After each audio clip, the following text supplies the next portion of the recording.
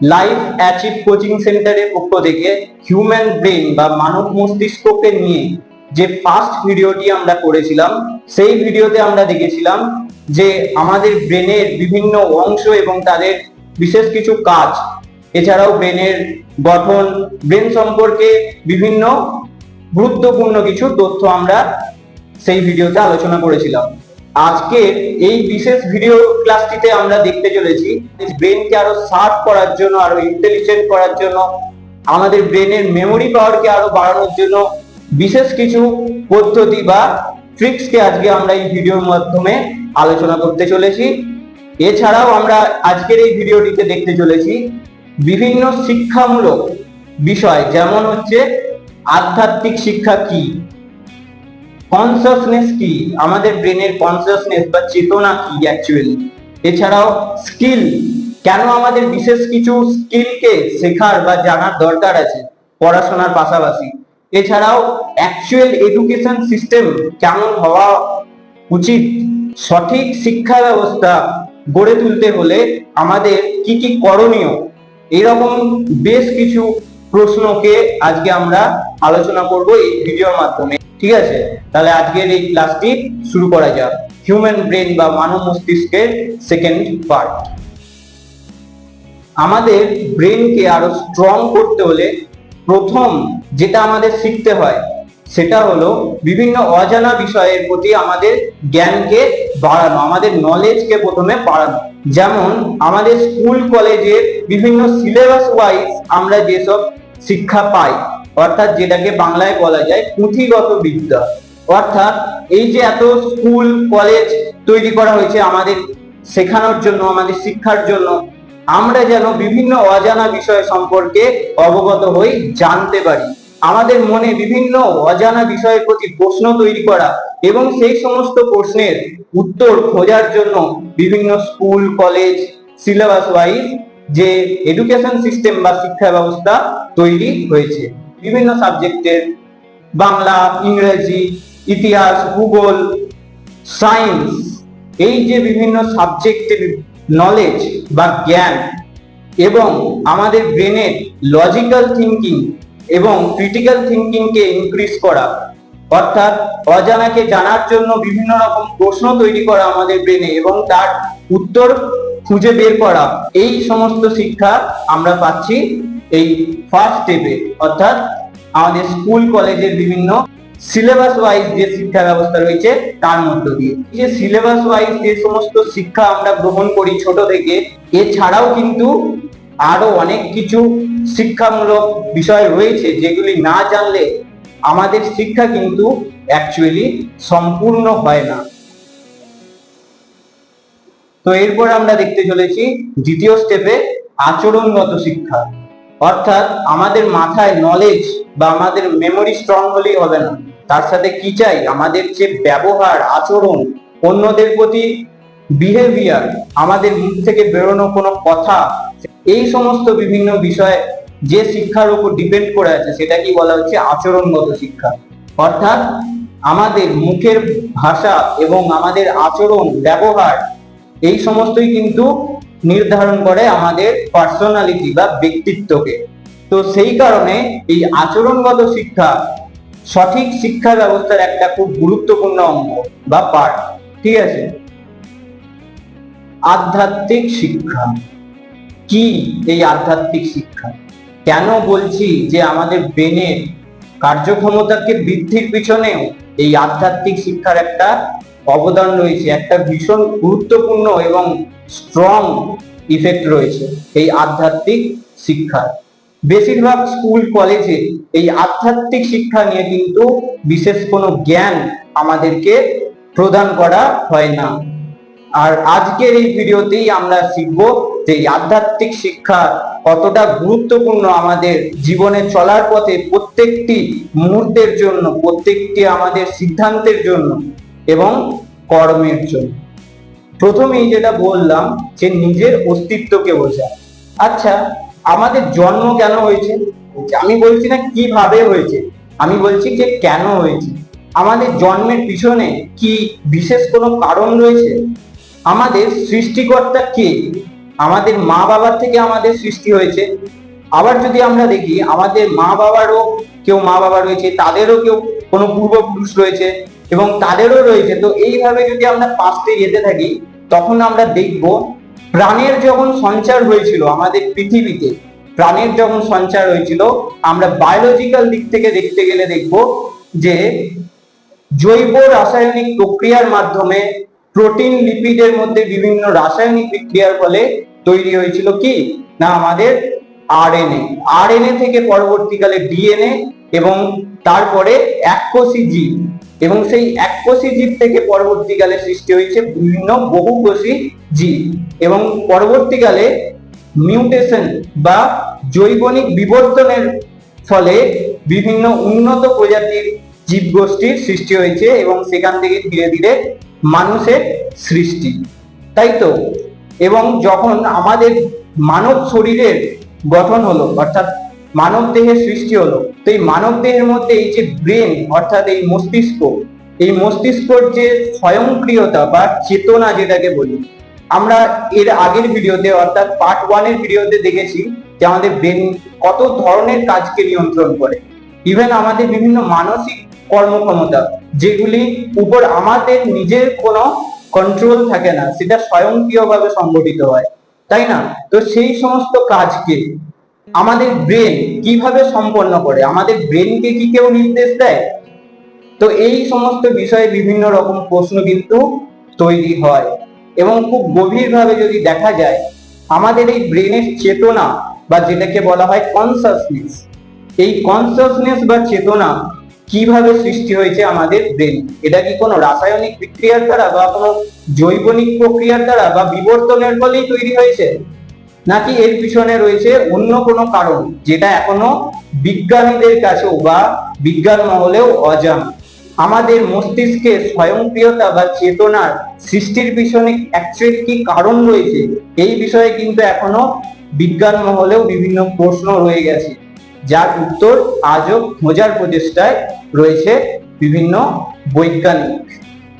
এছাড়াও আমাদের জন্মের উদ্দেশ্যটা কি, এমন কি কি বিশেষ কাজ রয়েছে বা কর্ম রয়েছে যার জন্য আমাদের মানব জীবন বা মানব জন্ম সার্থক হয় বা সম্পন্ন হয়। এই যে বিভিন্ন আধ্যাত্মিক জ্ঞান বা চিন্তাধারা, এইগুলিকে বোঝার জন্য প্রয়োজন আধ্যাত্মিক শিক্ষা।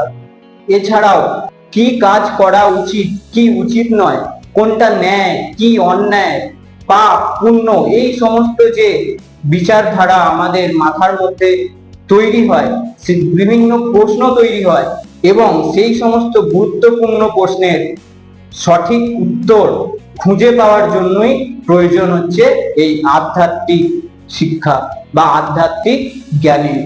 এটা কেউ কাউকে বলে দিতে পারে না, এটা আসবে নিজের চিন্তা শক্তি, নিজের মাথার কনসাসনেস বা চেতনার দ্বারা, আমাদের অন্তর্দৃষ্টির দ্বারা। এই প্রশ্নের উত্তর বিভিন্ন মানুষের ক্ষেত্রে বিভিন্ন রকমের হতে পারে, এবং এই প্রশ্নের উত্তর স্বয়ং নিজের দ্বারাই পাওয়া সম্ভব। বোঝাতে পারলাম? এর জন্য বিভিন্ন রকম পৌরাণিক গ্রন্থ, বিভিন্ন মহাপুরুষ যাদেরকে আমরা বলি, যেমন স্বামী বিবেকানন্দ, রামকৃষ্ণ পরমহংসজি, তাদের মতো বিভিন্ন মহাপুরুষের কথা, তাদের কর্ম এবং তাদের জীবনী পড়ে কিন্তু অনেকটা হেল্প আমাদের হতে পারে, অনেকটা সাহায্য আমাদের হতে পারে। তাছাড়াও বিভিন্ন পৌরাণিক গ্রন্থ যেমন হচ্ছে বেদ, উপনিষদ, গীতা, অনেকেই গীতাকে ধর্মগ্রন্থ ভেবে কিন্তু ভুল করে, কিন্তু গীতা ধর্মগ্রন্থের অনেক ঊর্ধ্বে, কারণ আজ থেকে কয়েক হাজার হাজার বছর আগের লেখা এই গীতা, বেদ, উপনিষদ, এগুলো এক একটি ভীষণ মূল্যবান এক একটি গ্রন্থ, পৌরাণিক গ্রন্থ হিসেবে যদি এগুলোকে আমরা পড়ি এবং এই সমস্ত গ্রন্থ থেকে যে জ্ঞান আমরা অর্জন করব, যে শিক্ষা আমরা অর্জন করব, সেখান থেকে কিন্তু এই আধ্যাত্মিক শিক্ষাকে অনেকটা বোঝা যায় বা জানা যায়। এই আধ্যাত্মিক শিক্ষাকে নিয়ে আজকে আর বিশেষ কিছু আলোচনা আমরা করছি না, তবে পরবর্তীকালে এই শিক্ষাকে নিয়ে আরো গভীরভাবে, আরো বিস্তারিতভাবে আমরা জানার, বোঝার চেষ্টা করব, এবং এই বিষয়ে আপনাদের ঠিক কি কি মতামত বা উত্তর বা প্রশ্ন, সেই সমস্ত আমাদের এই ভিডিওর কমেন্টে করে আমাদের জানাতে পারেন। পরবর্তী ভিডিওতে এই আধ্যাত্মিক শিক্ষা বা কনসাসনেস কে নিয়ে আমরা যে বিস্তারিত ভিডিও করতে চলেছি, সেখানে কিন্তু সেই সমস্ত প্রশ্নের উত্তর দেওয়ার আমরা অবশ্যই চেষ্টা করব। এখন আপাতত যাওয়া যাক পরবর্তী স্টেপে। 4 নম্বর উপায়, 4th স্টেপ হচ্ছে পর্যাপ্ত পরিমাণ জল পান এবং সঠিক পরিমাণ মতো খাদ্য গ্রহণ, যা আমাদের শরীরকে এবং তার সাথে আমাদের ব্রেনকে প্রপারলি অ্যাক্টিভ রাখতে, সঠিকভাবে কর্মক্ষম রাখতে গুরুত্বপূর্ণ দুটি উপায়। পর্যাপ্ত জল পান কেন গুরুত্বপূর্ণ আমাদের ব্রেনের জন্য? স্নায়ুতন্ত্রের যে সমন্বয় সাধন ঘটছে নিউরনের মধ্যে, দুটো নিউরনের মধ্যে, সেটি হয় ইলেকট্রিক্যাল ইম্পালস হিসাবে। সেখানে কিন্তু সোডিয়াম আয়নের একটা ভীষণ গুরুত্বপূর্ণ ভূমিকা রয়েছে।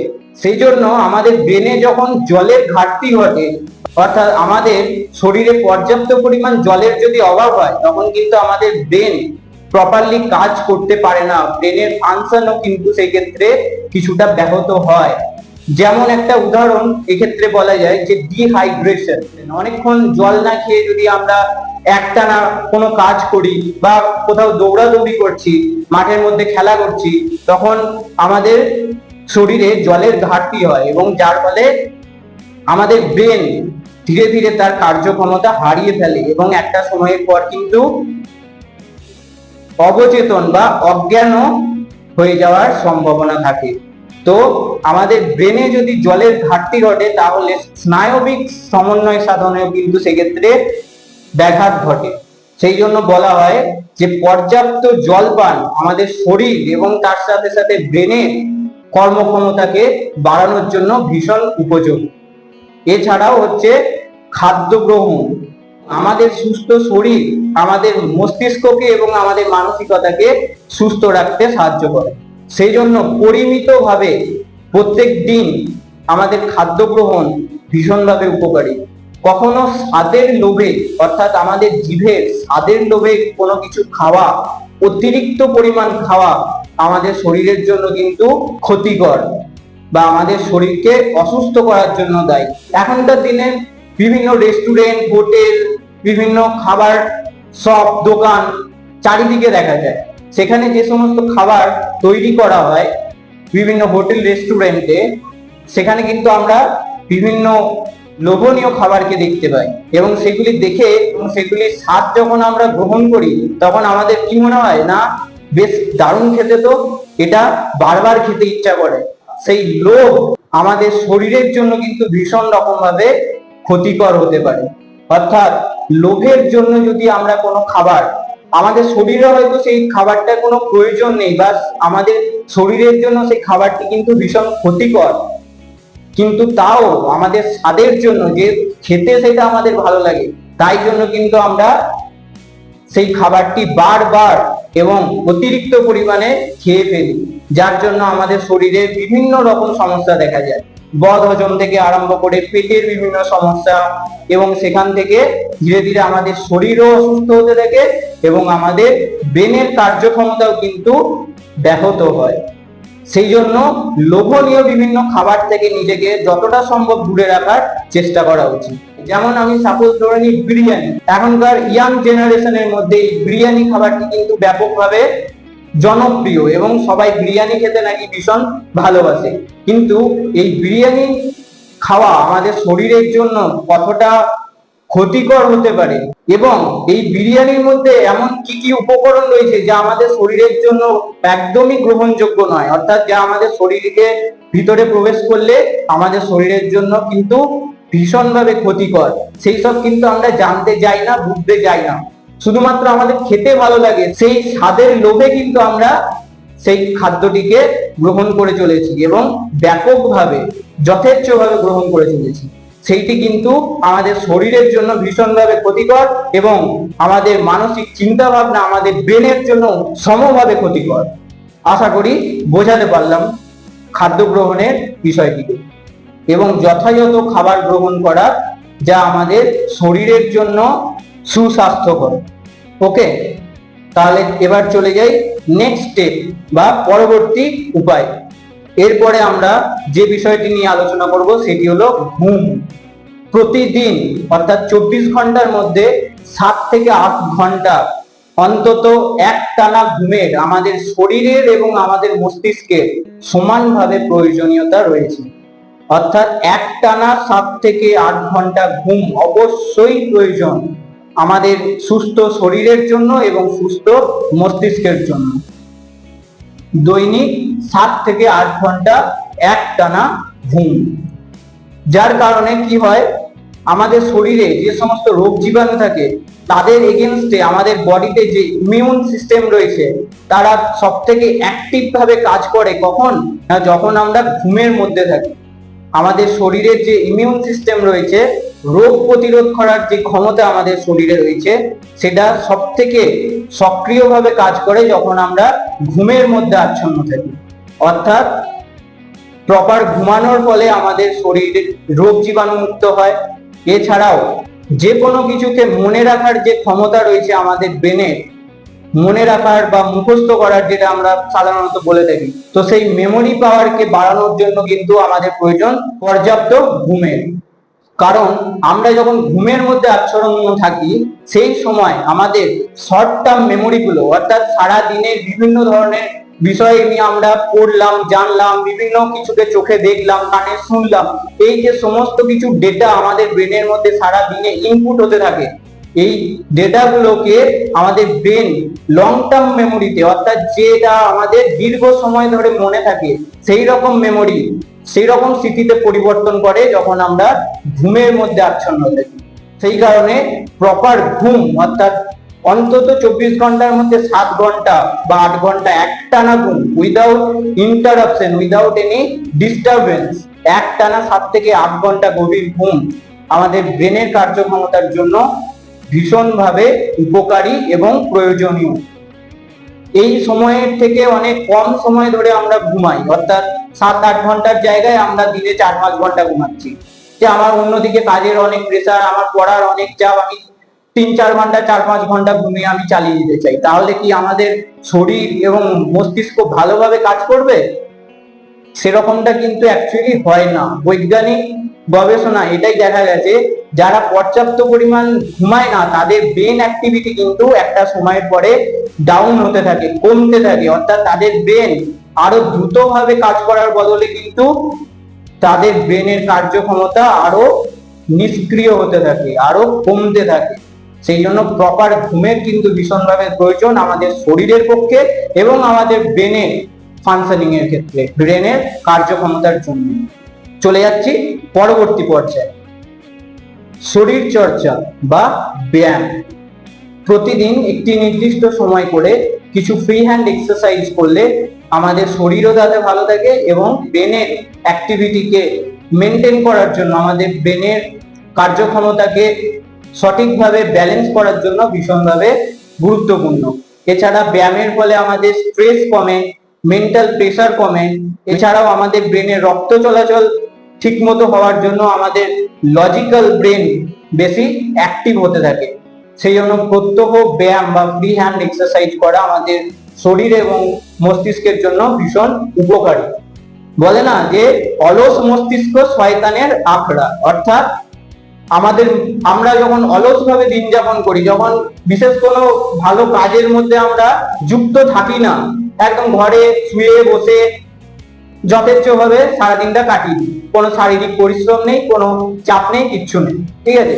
তো সেই রকম দৈনন্দিন জীবনযাপনের ফলে কিন্তু আমাদের মস্তিষ্কে বিভিন্ন রকম খারাপ চিন্তা ভাবনা আসতে থাকে, যেটাকে বলা হয় যে শয়তানি প্রভাব, তাই না?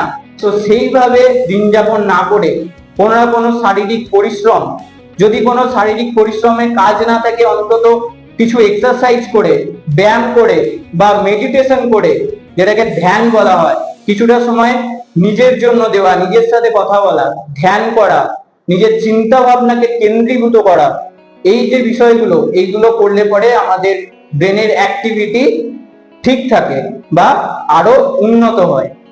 এরপর আমরা দেখব 7 নম্বর হলো স্কিল লার্নিং বা কোনো স্কিলকে নিজের মধ্যে ডেভেলপ করা। স্কিল মানে কি না, কোনো কলা কৌশল, সেটা কি বলা যেতে পারে স্কিল।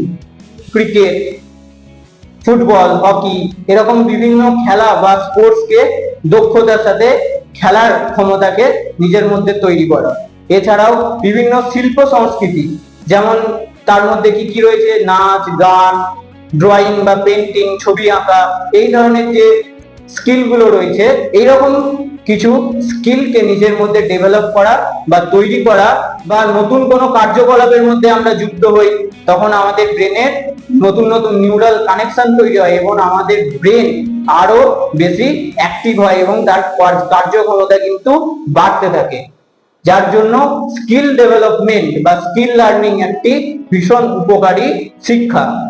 এই স্কিল ডেভেলপমেন্ট বা স্কিল লার্নিং কে নিয়ে তাই স্যার এপিজে আব্দুল কালামও নিজের বক্তৃতায় বলে গেছেন বারবার করে যে আমাদের এডুকেশন সিস্টেমে বা আমাদের শিক্ষা ব্যবস্থার মধ্যে স্কিল লার্নিং কে অবশ্যই সংযুক্ত করা উচিত।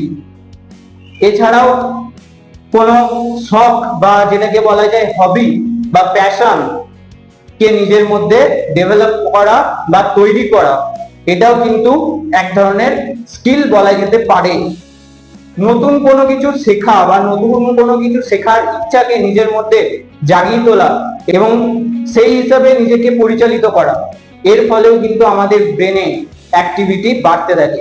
যত নতুন কোনো কিছুকে শেখা যায় বা জানা যায়, যেমন কিছু শখ বা হবি আমরা বলতে পারি যে কারোর গান শুনতে ভালো লাগে, সে বিভিন্ন দেশে বিভিন্ন গায়কের বিভিন্ন ধরনের গান সে শুনতে ভালোবাসে, এতে করে কিন্তু অনেক নতুন কিছু শেখাও যায় এবং আমাদের ব্রেনের নিউরাল লিঙ্ক, যেটা আগেই বললাম কানেকশন, আরো অ্যাক্টিভ হয়। সেই জন্য গান শুনলে কিন্তু অনেক সময় দেখা যায় আমাদের ব্রেনের মধ্যে স্ট্রেস কমে। আবার হতে পারে কোনো সিনেমা বা মুভিজ দেখা, মুভিজ, ওয়েব সিরিজ, বিভিন্ন দেশে সব থেকে জনপ্রিয় এবং সব থেকে বেশি মানুষ গ্রহণ করেছে, সেটা হতে পারে কোনো সায়েন্স ফ্যাক্টের ওপর বা সায়েন্স ফিকশনের ওপর, যেমন টাইম ট্রাভেল, অ্যাস্ট্রোনমি, এই ধরনের বিভিন্ন বিষয়ের ওপর বিভিন্ন ভালো ভালো মুভিজ দেখা আমাদের ব্রেন অ্যাক্টিভিটিকে আরো বাড়াতে থাকে। সহজ ভাষায় বলা যেতে পারে কোনো কিছু অজানাকে জানার চেষ্টা করা বা নতুন ধরনের কোনো কিছু কাজকে শেখা বা জানা আমাদের ব্রেনের জন্য সবসময় একটি পজিটিভ দিক এবং যা আমাদের ব্রেনের কার্যক্ষমতাকে বাড়াতে ভীষণভাবে সাহায্য করে। এরপর দেখা যাক চর্চা ও সঙ্গ। প্রথমে আসি চর্চা। এই যে 1 থেকে 7 নাম্বার অব্দি এর আগে আমরা দেখলাম বিষয়গুলো, এই সবটাকে মনে রাখতে গেলে এবং আমাদের সাথে আগামী দিনে ক্যারি করার জন্য বা এটাকে নিজের মাথার মধ্যে ধরে রাখার জন্য যেটা করতে হবে সেটা হচ্ছে চর্চা। অর্থাৎ আজকে এই ভিডিওটিকে দেখলাম, এই প্রসেসগুলোকে শিখলাম, জানলাম, কিন্তু 10 দিন পরে যদি আমরা এটার সাথে টাচে না থাকি বা এই জিনিসগুলো যদি আমরা চর্চার মধ্যে না থাকি, তাহলে কিন্তু আবার আমরা এই সমস্ত কিছুটা ভুলে যাবো। অর্থাৎ এই যে শিক্ষা নিয়ে এই ভিডিওতে আজকে আমরা আলোচনা করলাম যে শিক্ষা কিন্তু শুধুমাত্র পুঁথিগত বিদ্যা বা নলেজের উপর ডিপেন্ড করে থাকে না। অ্যাকচুয়াল শিক্ষা বা সঠিক শিক্ষা তখনই সম্পন্ন হয় যখন একাডেমিক নলেজ বা পুঁথিগত বিদ্যার পাশাপাশি থাকবে আচরণগত শিক্ষা এবং আধ্যাত্মিক শিক্ষা। এই 3 ধরনের শিক্ষাকে নিয়ে সম্পূর্ণ হয় সঠিক শিক্ষা প্রণালী। এবং এই যে শিক্ষা প্রণালীগুলো সম্পর্কে আজকে আমরা আলোচনা করলাম এবং আমাদের ব্রেনকে ইমপ্রুভ করার জন্য, আমাদের ব্রেনকে আরো অ্যাক্টিভ করতে, আরো উন্নত করতে যে প্রসেসগুলো বা যে উপায়গুলো আজকের এই ভিডিওতে শিখলাম, এগুলোকে মনে রাখতে গেলে, দীর্ঘ সময় ধরে মনে রাখতে গেলে কিন্তু এই সমস্ত বিষয়গুলো নিয়ে দৈনন্দিন জীবনে চর্চা করাটা ভীষণ জরুরি। চর্চা থেকে যদি আমরা বেরিয়ে যাই, আজকের এই ভিডিও থেকে শেখা যেসব মূল্যবান শিক্ষা আমরা পেলাম, সেটার আর কিন্তু কোনো ভ্যালু থাকবে না, কোনো মূল্য থাকবে না। এবং সেই জন্যই বলা হচ্ছে চর্চা, অর্থাৎ practice. Practice make man perfect. এই প্র্যাকটিস বা চর্চার দ্বারা আমরা বিভিন্ন কাজের বা বিভিন্ন শিক্ষাতে আরো দক্ষতা অর্জন করতে পারি। কি না দক্ষতা, আরো কত ভালোভাবে কত সঠিকভাবে সেই কাজটিকে করা যায় সেই সমস্ত কিছুটা আমরা বুঝতে পারি বা জানতে পারি। সেটাই হচ্ছে আমাদের দক্ষতা। এবং বিভিন্ন তথ্যকে বা মেমোরিকে দীর্ঘদিন যাবত আমাদের মস্তিষ্কের মধ্যে ধরে রাখতে প্রয়োজন হচ্ছে চর্চা। সেই জন্য যে কোনো কাজে পারদর্শী হওয়ার জন্য, দক্ষ অর্জনের জন্য আমাদের প্রয়োজন হচ্ছে প্র্যাকটিস বা চর্চা। এরপরে আমরা দেখবো সেটা হচ্ছে সঙ্গ, অর্থাৎ আমাদের সাথে পাশে যেসব মানুষেরা রয়েছে আমাদের সঠিক শিক্ষার জন্য বা আমাদের উন্নতির জন্য যদি বাধা হয়ে দাঁড়ায়, তাহলে কিন্তু সেই পরিবেশ বা সেই সমস্ত মানুষজনদের থেকে দূরত্ব বজায় করে চলতে হবে। কেন এরকম করতে হবে? একজন মানুষ যখন জন্মগ্রহণ করে, একজন শিশু, তার মধ্যে কিন্তু কোন রকম পাপ করার বা খারাপ কর্ম করার প্রবৃত্তি থাকে না। সে কিন্তু সম্পূর্ণভাবে একটি পবিত্র, নিষ্পাপ একটি সৃষ্টিকর্তার অংশ। তাহলে এত কিছু পাপ, এত কিছু খারাপ বা এত কিছু অন্যায় করার প্রবণতা, সেটা কিন্তু কোথায় রয়েছে? তাহলে না, রয়েছে আমাদের আশেপাশের পরিবেশের মধ্যে, রয়েছে আমাদেরই সমাজের মধ্যে এবং আমাদেরই আশপাশের বিভিন্ন মানুষের মধ্যে। বাইরের পরিবেশের এই সমস্ত কিছু অন্যায়, অবিচার, পাপ যদি আমার মধ্যে প্রবেশ করে, তখন আমিও সেই রকম প্রকৃতির বা প্রবৃত্তির একজন হয়ে উঠতে পারি। এটাই হলো প্রধান কারণ এই সমাজের বিভিন্ন দুঃখ, দুর্দশা কিংবা অন্যায় অপরাধের। বোঝাতে পারলাম বিষয়টা? একটা জাহাজ সমুদ্রের মধ্যে ভাসমান অবস্থায় চলে যাচ্ছে, সেই জাহাজটা ডুবে কখন, অর্থাৎ সমুদ্রের মধ্যে কখন ডুবে যায় বা নিমজ্জিত হয়ে যায় কখন না, যখন সেই জাহাজটার মধ্যে একটি ছিদ্রের সৃষ্টি হয় এবং সমুদ্রের জল সেই জাহাজটার ভিতরে প্রবেশ করতে থাকে। এই যে সমাজের বিভিন্ন খারাপ দিক বা খারাপ প্রবৃত্তি রয়েছে, সেইগুলো সেই সমুদ্রের জলের মতো। আমরা যদি সেইগুলোকে আমাদের ভিতরে প্রবেশ করতে অনুমতি দিয়ে দিই, তবেই কিন্তু আমরা ওই জাহাজের মতো একসময় সেই খারাপের মধ্যে নিমজ্জিত হয়ে যাব, সেই অন্যায় অবিচারের মধ্যে আমরাও কিন্তু ডুবে যাব। সেই জন্য বারবার এটা বলার যে আমরা কোন মানুষের সাথে মেলামেশা করছি, তাদের কি প্রবৃত্তি, তারা কি আদৌ আমার ভালো চাইছে, তাদের সাথে মেলামেশার বা ওঠা বসার কি উদ্দেশ্য রয়েছে আমার, এই সমস্তটাকে কিন্তু আগে নিজেকে ভালোভাবে বুঝতে হবে। এবং যদি কোনো খারাপ উদ্দেশ্য নিয়ে কেউ আমার সাথে মেলামেশা করে বা কেউ যদি আমার কোনো রকম ক্ষতি চায়, তাহলে সেই সমস্ত মানুষকে আইডেন্টিফাই করতে হবে, আমাকেই স্বয়ং নিজেকেই করতে হবে এবং সেই সব মানুষদের থেকে যতটা সম্ভব সেফ ডিস্টেন্স, যেটাকে বলে নিরাপদ দূরত্ব, বজায় রাখার চেষ্টা করতে হবে। সেই জন্যই বলে না যে সৎ সঙ্গে স্বর্গবাস, অসৎ সঙ্গে নরকবাস। তাই নিজের জীবনের সঙ্গী এবং জীবনের আশপাশের যে আত্মীয় স্বজন বা মানুষজন, তাদেরকে খুব সাবধানে নির্বাচন করতে হবে। এবং যদি মনে হয় যে এর দ্বারা আমি ক্ষতিগ্রস্ত হতে পারি বা এ আমার খারাপ চাইছে কোনোভাবে বা এ কোনো খারাপ উদ্দেশ্যে আমার সাথে মেলামেশা করার চেষ্টা করছে, তার থেকে কিন্তু যতটা সম্ভব দূরত্ব বজায় রাখা উচিত। আশা করি বোঝাতে পারলাম। তাহলে আজকের এই ক্লাসটি এখানেই শেষ করব। এইরকম বিভিন্ন ইন্টারেস্টিং এবং বিভিন্ন গুরুত্বপূর্ণ বিষয় নিয়ে আমরা আগামী দিনেও বিভিন্ন ভিডিও ক্লাস নিয়ে আসতে চলেছি আমাদের এই লাইভ অ্যাচিভ কোচিং সেন্টারের ফেসবুক পেজ এবং ইউটিউব চ্যানেলে। ফলো রাখুন আমাদের ফেসবুক পেজ এবং সাবস্ক্রাইব করতে পারেন আমাদের ইউটিউব চ্যানেল। দেখা হচ্ছে পরবর্তী কোনো ভিডিওতে, পরবর্তী কোনো গুরুত্বপূর্ণ আলোচনায়।